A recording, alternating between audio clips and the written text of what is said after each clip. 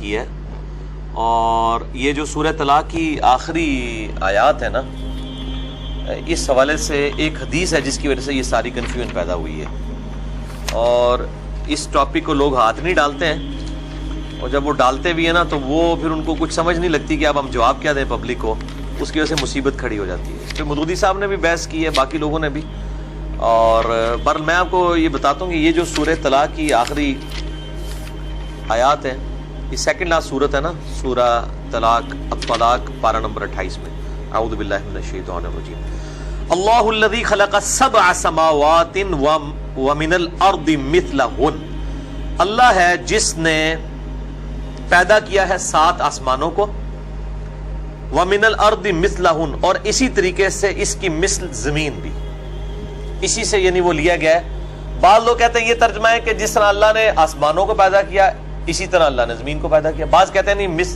یہ جو مثلہن ہے اس سے مراد زمینیں بھی 7 ہیں۔ یہ قرآن میں ایک ہی موقع ہے جہاں پہ 7 آسمانوں کے ساتھ 7 زمینوں کا ذکر ہے، باقی پورے قرآن میں زمین سنگولر کے سیغے کے ساتھ آتی ہے، کیونکہ miracle plant in this universe, وہ یہی ارتھ ہے جہاں پہ زندگی اس حوالے سے آباد ہے جس کو ہم جانتے ہیں۔ باقی جگہ بھی اللہ تعالیٰ کی مخلوقات آباد ہے، 7 آسمانوں میں آباد ہے، یعنی جس زندگی کو ہم جانتے ہیں جو واٹر کے اوپر ڈیپینڈنٹ ہے۔ تو یتنزل الامر بینہن، ان تمام میں اللہ تعالیٰ کے احکامات نازل ہوتے ہیں۔ لتعلموا ان اللہ علی کل شیء قدیر، یہ اس لیے کہ تاکہ تم جان لو کہ اللہ تعالیٰ ہر چیز پر قادر ہے۔ وان اللہ قد احاط بکل شیء علما، اور بے شک اللہ تعالیٰ نے ہر چیز کو اپنے علم سے گھیرا ہوا ہے، احاطہ کیا ہے۔ یہاں تک بات ہوتی ہے نا تو کنفیوژن نہ کریٹ ہوتی۔ اصل میں اس کانٹیکسٹ میں ایک حدیث ہے المستدرک للحاکم میں، کتاب التفسیر چیپٹر ہے، سورہ طلاق کی تفسیر میں المستدرک للحاکم کے اندر اسی کانٹیکسٹ میں ایک حدیث موجود ہے ابن عباس سے، ان کا قول ہے، حدیث موقوف۔ ابن عباس کہتے ہیں کہ جس طرح 7 آسمان ہیں اس طرح 7 زمینیں ہیں، یہاں تک تو بات ٹھیک ہے۔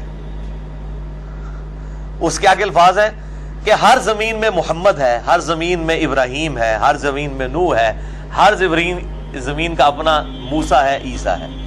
اب تو 7 تو محمد ماننے پڑ جائیں گے صلی اللہ علیہ وآلہ وسلم۔ تو یہ روایت ہے بڑی خطرناک، لیکن یہ روایت منقطع ہے، اگرچہ امام حاکم نے اسے بخاری و مسلم کی شرط پہ صحیح کہا ہے، لیکن اس میں جو ابو الضحیٰ راوی ہے تابعی جو ابن عباس سے یہ روایت کر رہا ہے، وہ روایت انقطاع ہے، اس کے ابن عباس سے سماعی ثابت نہیں ہے۔ لیکن اب یہ ہماری مین سٹریم کی کتاب میں آ گیا، چونکہ المستدرک للحاکم میں اور باقی کتابوں میں بھی آیا ہے، اور مفسرین نے اسی حدیث کو کوٹ بھی کیا ہے، اور کچھ بڑے محدثین نے اسے تعلیقاً بھی روایت کی ہے۔ تو چونکہ یہ روایت ہی ثابت نہیں ہے، لہذا محمد ایک ہی ہے صلی اللہ علیہ وآلہ وسلم۔ باقی 7 زمینوں سے مراد اس زمین کے 7 طبقات بھی ہو سکتے ہیں، جیسا کہ صحیح بخاری کے اندر حدیث ہے کہ وہ ایک یعنی وعید سناتے ہوئے آپ صلی اللہ علیہ وآلہ وسلم نے فرمایا کہ 7 زمینوں میں اسے دھسا دیا جائے گا قیامت والے دن، ایک وعید کے کانٹیکسٹ میں۔ اس طرح کی چیزیں، وہ 7 زمین کے طبقات ہیں، لیکن لوگ کہتے ہیں کہ جی وہ مفسرین کہتے ہیں کہ وہ زمین کے 7 طبقات الگ ہیں، یہ 7 زمینیں الگ ہیں۔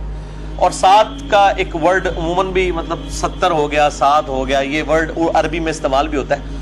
تو ہمیں کوئی عربی پلانٹس تو جناب بلینز کی تعداد میں، یعنی تقریباً 250 ارب گلیکسیز دریافت ہو چکی ہیں اس یونیورس میں، اور ہر گلیکسی میں 300 ارب سے زیادہ سورج ہیں، جن میں سے ایک سورج ہمارا ہی ہے ملکی وے میں۔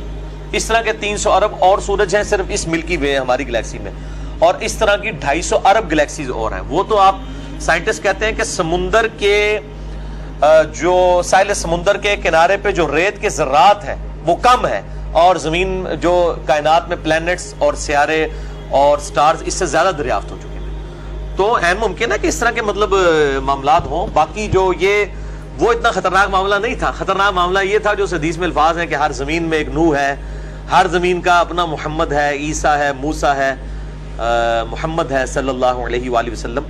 تو یہ ایسا نہیں ہے، محمد ایک ہی ہے الحمدللہ، اور وہ اسی روئے ارض پہ جو اللہ تعالیٰ کی کریشن کا کلائمیکس ہے۔ یہ کرۂ ارض از اے میریکل پلانٹ، میرا اس کے اوپر لیکچر بھی ہے، who is Allah in the light of latest scientific facts, مسئلہ نمبر 60-60، اللہ کون ہے جدید سائنسی حقائق کی روشنی میں. تو یہ والا جو معاملہ ہے 7 زمینوں والا وہ یہی ہے. یہ اچھا ہو گئی.